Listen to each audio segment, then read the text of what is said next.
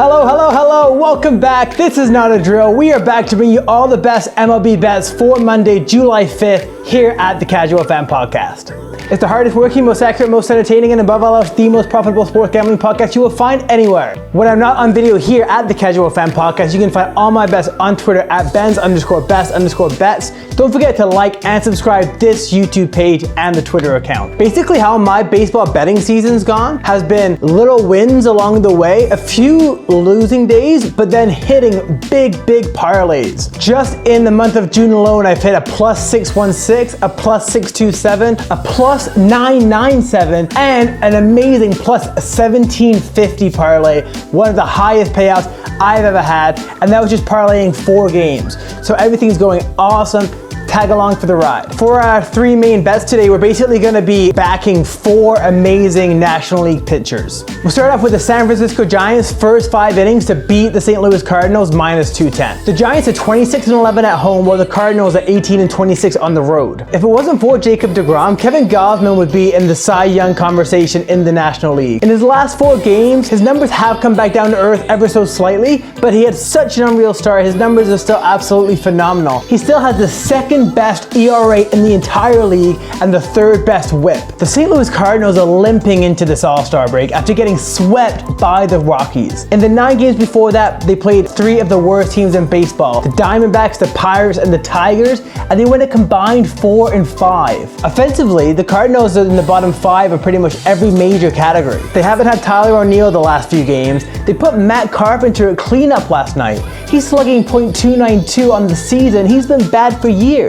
Arenado's been okay this year. Everyone else has been disappointing in this lineup. Since Jack Flaherty's last game on May 31st, the Cardinals are 11-20. It seems to have really deflated this team. For the home team, the San Francisco Giants, they seem to beat every team they need to beat. They're currently half a game ahead of the Dodgers in the lead of the NL West. I'm sure they'll want to keep it that way going into the All-Star break. The Giants are 8-1 in their last 9 games against the National League Central. They're 21-7 in the last 28 games after scoring 5 or more runs in the previous game. They're 4-0 in their last 4 games after allowing 2 or fewer runs in the previous game, and they're 40-18 in their last 58 home games. Meanwhile, the Cardinals are 6-13 in their last 19 games following a loss. I love the San Francisco Giants first 5 -210. Now you may have been confused because I said our 3 main bets and I said 4 National League stud pitchers, and that's because in this game we're going to take the under 3.5 runs in the first 5 innings between the Miami Marlins and the Los Angeles Dodgers. It's Trevor Rogers, it's Walker Buehler. I don't see where the Marlins score their runs in these first 5 innings. Buehler owns a .235 ERA, a .9 whip, and has given up 0 earned runs in 3 of his last 5 starts. I mean, Rogers has been equally impressive too. He has a 2.14 ERA and a 1.04 whip. So Buehler should dominate the Marlins lineup. The Dodgers lineup is obviously much better than the Marlins, but the Dodgers as a team only have a .701 OPS against lefties. That's 20th in the league, so below average. 3.5 is the lowest number you're really gonna see for a first 5 total. So these 2 pitchers are getting the respect they deserve, but I still think it's gonna go under. And all the stats back me up. The under's 13-3-2 in the Dodgers' last 18 games is a favorite. The under's 13-3 in the Dodgers' last 16 road games versus a left-handed starter. The under is 8-1-1 in the Dodgers' last 10 overall. The under is 5-1 in the Marlins' last 6 games versus a starter with a whip lower than 1.15, and the under is also 5-1-1 in the Marlins' last 7 after scoring 5 or more runs in the previous game. So I'm loving the under 3.5 runs in the first 5 innings, -115 between these 2 teams and these 2 amazing pitchers. We may have even saved the best pitcher for last. It's Brandon Woodruff of the Milwaukee Brewers. He has a 1.87 ERA, that's 3rd in the league behind Gausman and deGrom, and his 0.87 whip is 2nd in the league. The Brewers are 9-1 in their last 10 games.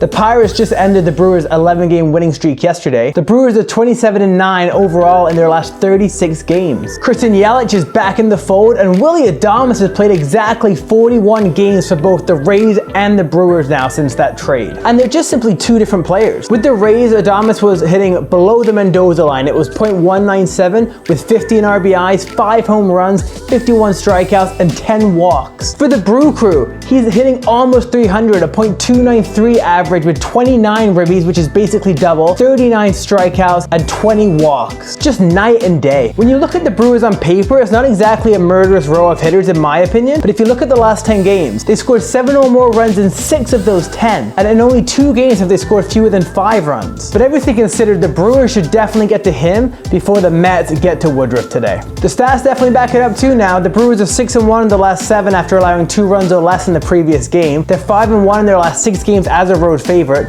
They're 4-0 in the last 4 games versus the National League East, and they're 6-1 in the last 7 road games versus a team with a winning record. Brewers' first 5 is -170. So they're my 3 main bets. What I'll probably do is bet them all individually, and then I'll also parlay them together. That's a +359 parlay, but I'm gonna jack it up by adding in the Boston Red Sox at -113. That puts the parlay to +765. We'll do this because this is the last game of the night, so we can easily hedge if we need to. But the Red Sox should come through. They're 9-1 in their last 10 games. Martin Perez only gave up 3 hits in 6 innings the last time he faced this Angels team. The Boston Red Sox won that game 9-0, and they took 2 out of 3 games of the series as well. Not to mention the fact that Anthony Rendon left the game for the Angels last night, probably won't play today. And the Red Sox are 16-5 in the last 21 games as a favorite. They're 7-3 in their last 10 road games versus a team with a winning record, and they're 5-1 in their last 6 meetings in Los Angeles, and they're 12-4 in their last 16 meetings overall. While I have your attention, I'll just let you know that my Euro 2020 bets have been going okay. Not as great as I would have hoped because there have been a few upsets in this tournament, as we know.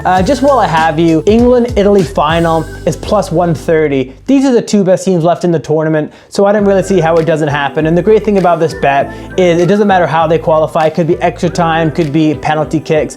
You don't have to win in regulation because these games can be often very cagey and low scoring. So +130 before the semifinals play on Wednesday. I would take that bet for sure. Thanks for joining me here, guys. As you can tell, these videos had started to slow down a little bit. Things got a bit nuts. Everything is now back under control. You can expect these videos at least a couple of times a week. And like I said, you can always get my bets every day at Benz_best_bets. And don't forget to like and subscribe to the Casual Fan Podcast. We're almost at 200 subscribers, which would be amazing. That'd be awesome. Bet responsibly. See you next time.